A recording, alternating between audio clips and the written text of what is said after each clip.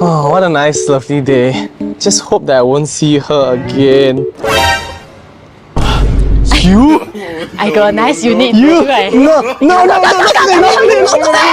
Welcome to your new home in Villa Flora, episode 2.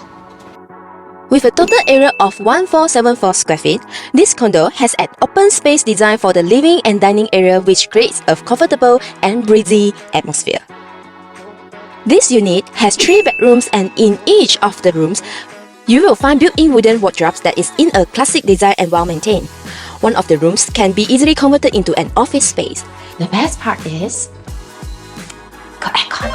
The unit is also outfitted with essential appliances such as refrigerator, oven, built-in cabinets, and a washing machine.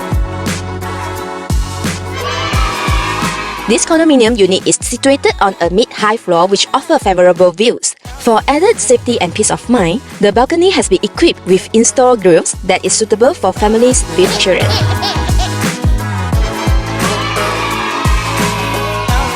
If you have a small family or a couple, this unit is definitely for you.